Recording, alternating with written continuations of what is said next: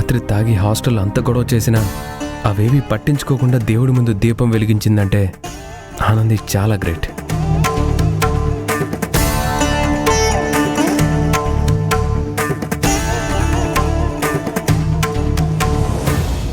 Sir coffee. Priya, sir coffee నువ్వు తెచ్చావేంటి?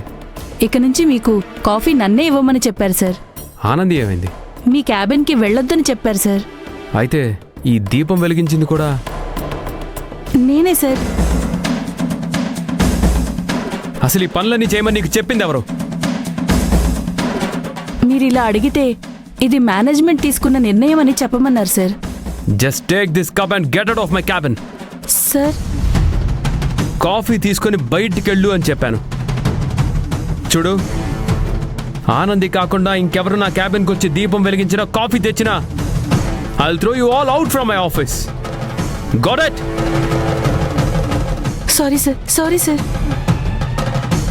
ఇది కేవలం నీకు మాత్రమే కాదు, ఎవరైతే నిన్ను ఇలా పంపించారో వాళ్ళకి కూడా కలిపి చెప్తున్నాను. Get out from here.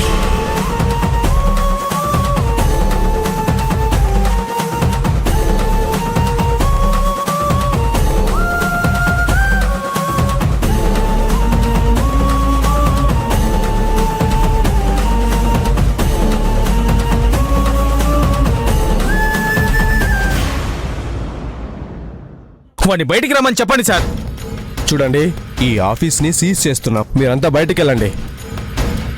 ఏంటి సార్ బయటికి వెళ్ళేది?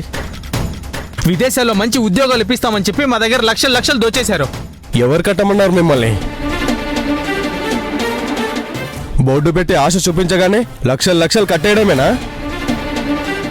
మిమ్మల్ని డబ్బు కట్టమని మేము చెప్పామా?